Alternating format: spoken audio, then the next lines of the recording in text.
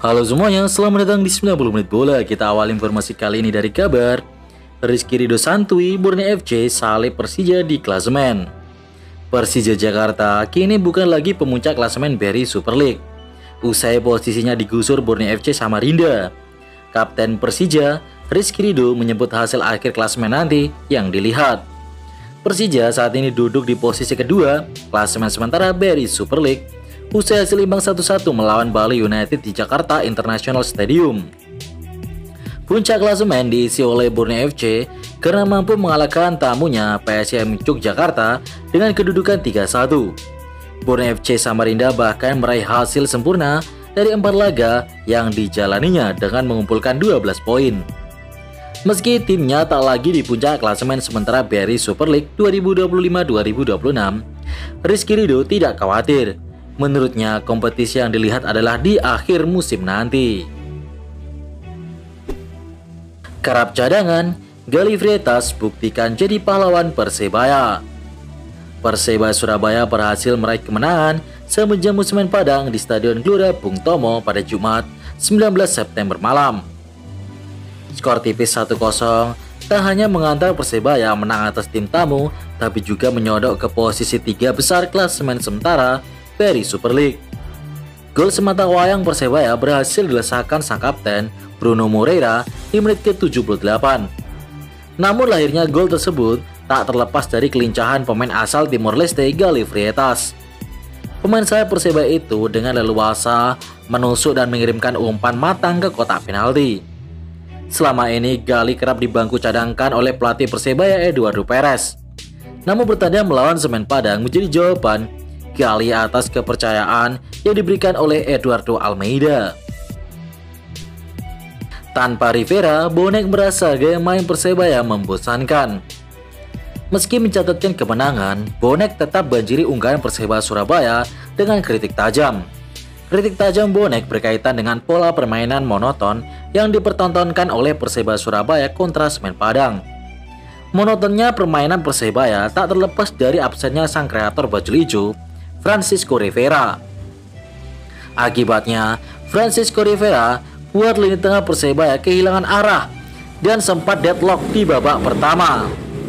Padahal di awal musim bonek banyak yang menyuarakan agar Persebaya segera membeli pelapis bagi Rivera. Namun manajemen Persebaya tampaknya tak mengindahkan ucapan bonek. Eliano kaget level Asia saat membela Persib. Pemain Persib Bandung, Eliano Reinders, menjalani debut sebagai starter saat timnya bermain imbang 1-1 melawan Lion City Sailors pada fase grup G AFC Champions League 2 2025-2026. Eliano mengakui pertandingan di ACL 2 punya level berbeda dengan kompetisi domestik. Menurutnya, semua kontestan merupakan tim papan atas di negaranya masing-masing.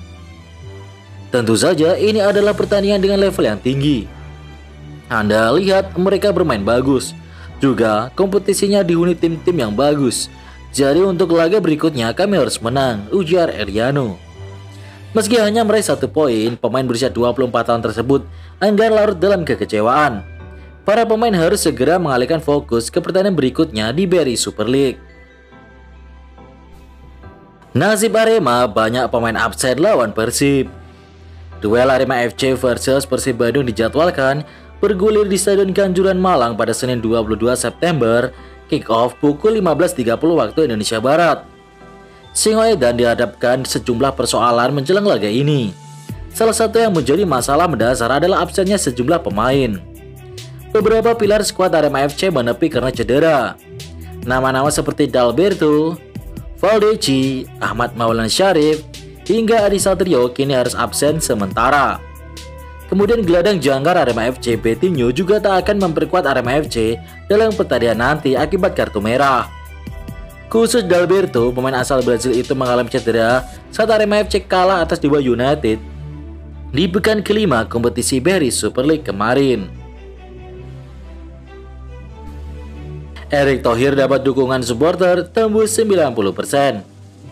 Lembaga riset Independent Football Institute merilis hasil survei terbaru mengenai kinerja Ketum PSSI, Erick Thohir. Hasilnya menunjukkan mayoritas supporter sepak bola Indonesia merasa puas dan percaya dengan kepemimpinan Erick Thohir. Survei dilakukan sepanjang Februari hingga Agustus 2025 dengan melibatkan 1.270 responden dari 21 kota barometer sepak bola nasional.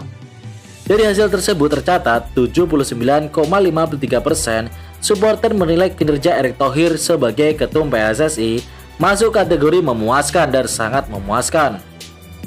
Tidak hanya itu, tingkat kepercayaan publik terhadap Erick Thohir bahkan lebih tinggi. Sebanyak 90,39% supporter menyatakan percaya dan sangat percaya Erick mampu membawa perubahan positif bagi sepak bola Indonesia di masa depan. Hasil survei ini memperlihatkan reformasi dan langkah strategis yang dijalankan PSSI di bawah kepemimpinan Erick Thohir mendapat apresiasi positif dari basis supporter di Indonesia. Kalah dari Persebaya, supporter Semen Padang minta Andre pecat Almeida. Imbas hasil itu, Semen Padang gagal merangsek naik mendekati posisi 10 besar. Semen Padang menderita kekalahan ketiga, 1 seri, dan 1 kali menang. Selain berimbas pada posisi klasemen, kekalahan itu buat Eduardo Almeida diserang desakan out dari supporter Semen Padang, Spartak. Bahkan Spartak sampai lakukan tag kepada petinggi Semen Padang, Andre Rosiade, untuk mendesak manajemen segera ganti Eduardo Almeida. Desakan itu terlihat pada unggahan terkait hasil akhir pertandingan di Instagram resmi Semen Padang. Erick Thohir jadi Menpora, pengamat minta ia mundur. Presiden Prabowo Subianto resmi menunjuk Erick Thohir sebagai Menteri Pemuda dan Olahraga menggantikan Dito Aryo Tejo. Pelantikan dilakukan di Istana Negara pada Rabu 17 September 2025. Penunjukan Erick dianggap wajar mengingat rekam jejaknya di dunia olahraga. Selain pernah menjabat sebagai Presiden Inter Milan, ia juga aktif membina basket tanah air dan saat ini menjabat sebagai Ketum PSSI. Namun pengamat sepak bola Kesit Budi Handoyo menilai Erick sebaiknya segera mundur dari jabatan Ketua Umum PSSI untuk menghindari konflik kepentingan. Dengan terpilihnya Pak Erick sebagai Menpora, pilihan terbaik adalah melepaskan jabatan Ketum PSSI. Seperti Menpora sebelumnya, Zainuddin Amali yang mundur setelah menjabat Wakil Ketua Umum PSSI. Ujar Kesit kepada bola.com di hari Jumat 19 September 2025. Kalah dari Bayangkara, Persik tak mau salahkan lapangan becek. Tren kedua kemenangan beruntun Persik Kediri di BRI Super League dihentikan Bayangkara Presisi Lampung FC. Tim Macan Putih menyerah 0-1 dari Bayangkara FC pada laga pekan ke-6 di Stadion PKOR Sumpah Pemuda Lampung. Pelatih Persik Ong Kim Sui enggan mencari kambing hitam terkait kekalahan anak asuhnya, termasuk kondisi lapangan Stadion Sumpah Pemuda yang becek. Saya tak menyalahkan kondisi lapangan, karena kedua tim bermain imbang di lapangan yang sama. Saya lebih memilih pemain yang kurang fokus atas kekalahan ini, katanya. Arsitek asal Malaysia bergelar Datuk itu menjelaskan 2 kali beruntun gawang Persik kebobolan dari skema dan sudut. Sebelumnya, jala gawang Persik Kediri yang dikawal Husna Al-Malik dirobek Gustavo Franca saat Persik mengalahkan Malut United dengan skor 2-1 di Kediri. Hasil yang cukup mengecewakan, di mana kami menguasai permainan, tapi pada menit awal kemasukan gol dari bola mati. Pertandingan lalu Persik juga kebobolan dari sepak pojok karena pemain kurang fokus dan ini harus dievaluasi agar tak terulang lagi, tutur Ong Kim Sui. Hasil BRI Super League dan klasemen sementara. Dewa United berhasil mengamankan 3 poin setelah berhasil mengalahkan PSBS Biak dengan skor 3-1. Gol-gol Dewa dicetak oleh Jaja, Lili Pali dan Alex Martins.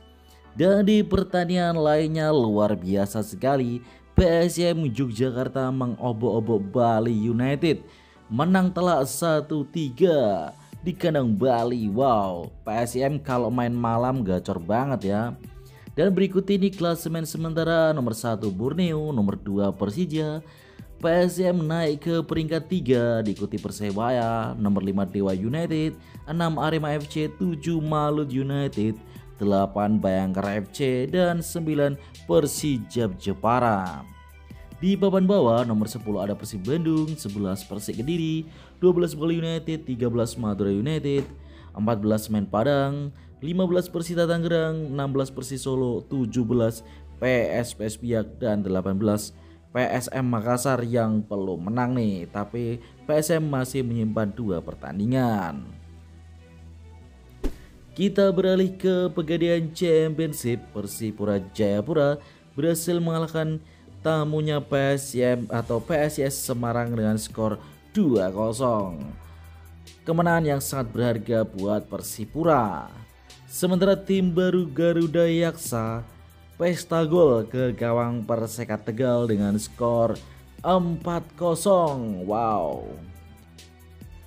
Sementara pertandingan yang terjadi di Pekanbaru tidak hanya sekedar hujan gol, tapi juga hujan air. Skor 3-3 mewarnai pertandingan ini. PSMS imbang dengan Riau. Dan berikut ini klasemen wilayah timur. Persipura di puncak klasemen diikuti Persiku Kudus, 3 Delta Sidoarjo, 4 PSS Sleman, 5 Barito Putra, 6 Persipal Palu, 7 Persela Lamongan, 8 Persiba Balikpapan, 9 Kendal Tornado FC, 10 PSS Semarang. Dan di wilayah barat, Garuda Yaksa memimpin dengan 6 poin, diikuti oleh Bekasi City FC. Nomor 3 ada Adiaksa FC, 4 Sumsel United, 5 Persekat Tegal, 6 Medan, 7 Pekanbaru, 8 Persiraja Banda Aceh, 9 Depok, dan 10 Sriwijaya.